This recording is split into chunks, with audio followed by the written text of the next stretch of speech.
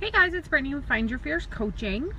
So I am gonna make this one short and sweet.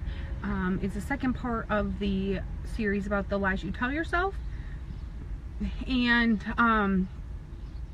this one's kind of funny to actually do today because I'm at the Eaton Rapids Medical Center near Lansing, taking my cousin in to get seen by a doctor, and it really made me kind of feel the need. It was on my heart to share this message specifically today, simply because of that situation. So the lies you tell yourself, you don't need other people.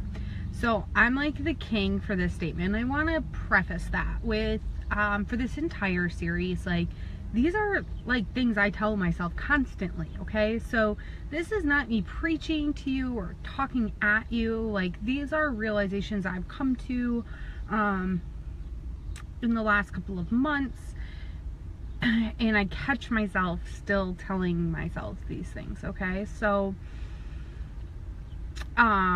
you know, the you don't need other people. So I'm like the biggest, like, most independent, and I don't have a lot of friends. I don't really have people that I'm super close to. Like, I would say outside of Travis, I pretty much, I mean, I can count on one hand the amount of people that I'm really close to. And I've done that to myself. I've never had a lot of friends, honestly. I never had friends in high school. I had a clique of people I hung out with in college. I used to have several close friends in Lansing, and I would not consider any of those people I'm close to anymore. I don't even consider myself especially close to people in my family. I'm pretty much a lone wolf. Like, I kind of you know, dance to the beat of my own drum. I'm very weird and different and opinionated. And so I've always told myself, like, it's cool, you don't need other people. But the reality of the situation, and this actually came up maybe yesterday, I've been reading a book called Seeking Serenity, talking about removing stress and anxiety from your life. And she was discussing the fact that more people die a year from loneliness than depression, anxiety, drinking, smoking, you know, any of those things that we think, like, oh my gosh, that's a real killer. Loneliness is actually, it kills more people, just not necessarily being alone, but, or, you know, not in a relationship or whatever, but that, like, feeling, you know, have you ever felt like when you're in a room full of people but you feel like you're all alone? Like, you feel disconnected. Like, I always feel disconnected. I don't feel like a lot of people get me. I don't feel it's part of my personality, like, kind of like a helper, a fixer. So I don't always feel like I get that reciprocated in relationships.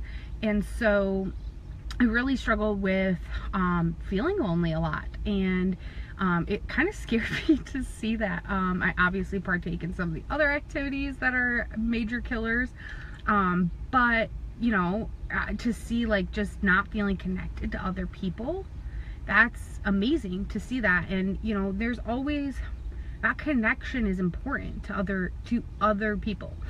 And I say other people as in plural because I'm realizing that, I mean, I've realized this many times in the past and I always slip back into it, but having just your person, your one person. So for me, that's Travis. It's been Travis for even longer than we've been dating. He's been my person. It's not healthy for that person to be the only person you're connected to. It's scary and it's dangerous and it's really stressful. You do need other people. You know, when I was most recently working at the temp agency, I had people that were, you know, my friends there. I have friends. I don't have deep connections, I guess is the best way to say that. I have a tendency to pull back when I feel like the love and attention I'm giving other people isn't reciprocated. I have friends, tons of like friends, you know, but people that are like my people, no. And it's something I really want to work on, in finding more deep connections with other people, because that's kind of scary, that loneliness can kill you.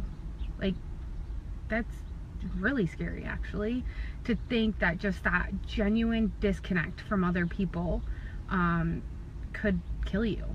And so like I said, I'm at the emergency room with my cousin right now, and the funny part about that is she's very similar to me. Like, she doesn't have a lot of friends, doesn't have a lot of deep connections, doesn't have a lot of you know, she's very independent. Our grandma is very independent and raised our parents to be very independent, and so she doesn't have a lot of, you know, it's a similar story for her. And tonight she's having some swelling in her face, and so tonight I finally was like, okay, I know this isn't what you want to hear, and I know that you do not want to go, but we are going to the hospital because I no longer feel comfortable with how swollen you are, and you need to see a doctor. And she was kind of like, you know, obviously no one wants to go to the emergency room, and so here we are. But it's that reminder that if we didn't live together, how long would she have waited to go to the emergency room? Because,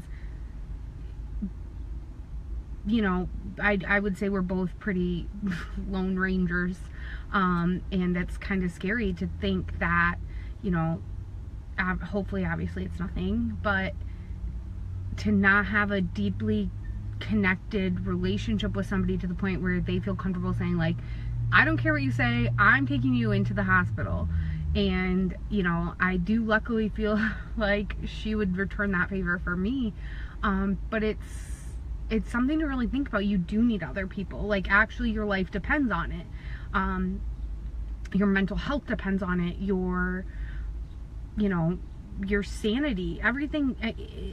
It's okay to be independent and to kind of, like I said, dance to the beat of your own drum. But you have to have people that you're connected to also, because there's, you know, we all need to look out for each other.